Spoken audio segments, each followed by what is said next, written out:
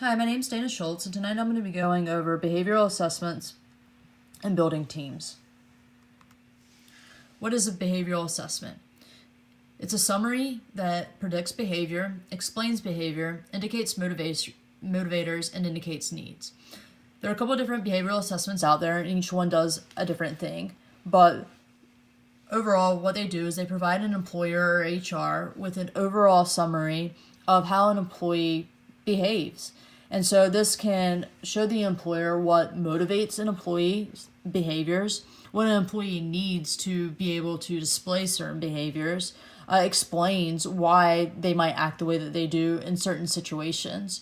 And so the summary gives this general idea of what an employer or potential candidate would do. So the benefit of behavioral assessments, they can help indicate workplace behaviors, find the right fit for the role, and help build a stronger culture.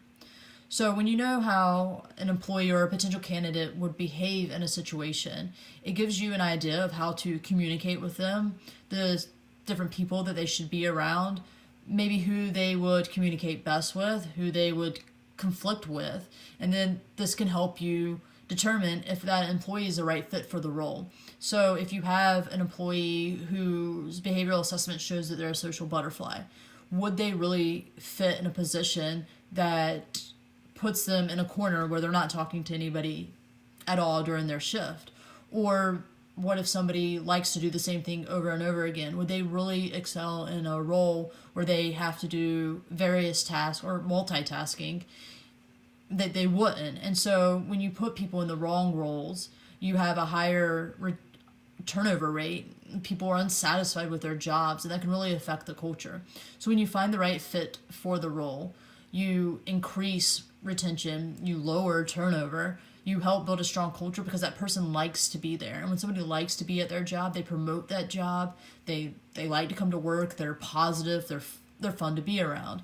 And so that's the overall benefit of behavioral assessments. So successful teams, some of the characteristics of successful teams are communication, they focus on goals, they're diverse, and they support each other. Successful teams have to have a lot of different pieces to be able to be successful. And so communication is key. If you have team members that can't communicate, they're not going to be able to focus on their goals or support each other. Diverse teams are important because they bring in different ideas. It eliminates groupthink, and it can help drive innovation and efficiency by coming up with new and creative ways to do things. So building the right team, and this is where behavioral assessments kind of come into play. You use behavioral assessments to match employees. This helps capitalize on employees' strengths, helps overcome differences, and eliminates wasted resources. So some of the things that we've talked about as we've gone through and explained what a behavioral assessment is and what a team is we can use the behavioral assessment to pair employees together. So if you have somebody that's assertive and direct, you might not want to place them with somebody who likes to do pleasantries before really diving into anything. You can create conflict, negative conflict, by having two people that don't communicate in the same style working together. That direct person might accidentally hurt the more social person's feelings by not asking them how their day was or, what their plans are for this weekend. If you have somebody that really likes facts and numbers and you have somebody that doesn't pay attention to detail, they're probably not going to work very well as a team either, because one's going to be looking for something and the other one's not going to understand that they need to bring that to the table. And so there's a lot of wasted resources, a lot of rework that has to be done to be able to get that numbers and facts person the information that they need. The behavioral assessments show the employee's strengths. And so as a manager or an HR professional, what you can do is take those strengths and exploit them. Everybody has good qualities inside of them, and the behavioral assessment kind of gives you an indication to what those are. And so, again, if you have an employee who really likes that social contact, maybe they would benefit by being in a team, even if it's a team to go clean the break room or to facilitate walks every day, to do that break. They need that to be able to function, and to have that behavioral assessment to be able to show you that can, again, capitalize on their strengths. Another thing that building the right team is important for it, and those behavioral assessments kind of help out with, is overcoming differences. Again, if we go back to the person that's being direct and the person that likes to socialize, that's a huge difference. And so for the person that's direct to be able to realize that that person likes to socialize and that they could be more productive if they just start off the conversation with, hey, how are you doing today? And then kind of move on, the results of that are so much better than if they just bulldoze right into the conversation.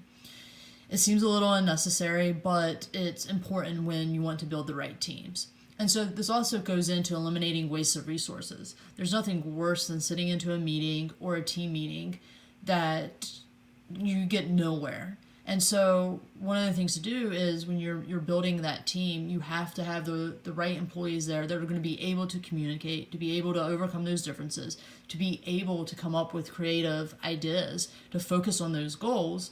And again, the easy way, I guess, to build the team is to have the behavioral assessments and use those to pair. Some of the assessments will allow you to compare people to each other, and it gives you tips on how you should communicate, how you should handle certain situations, whether you need to discipline them or tell them congratulations, you did a great job. These assessments really help you find the right words or the right actions to be able to have an effective team. So why is that teamwork important? And we've kind of touched on this a little bit, but it increases efficiency, increases innovation, encourages communications, and builds a strong culture. All of these are important for a company to be the best that it can be. You want an efficient company. You want a company that can, and employees that can come up with new ideas.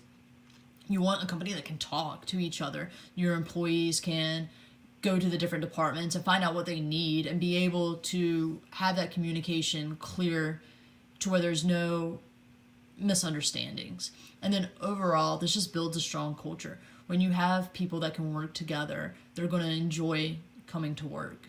And when they enjoy coming to work, there are certain cultural characteristics that company will end up having, and it builds a strong company brand.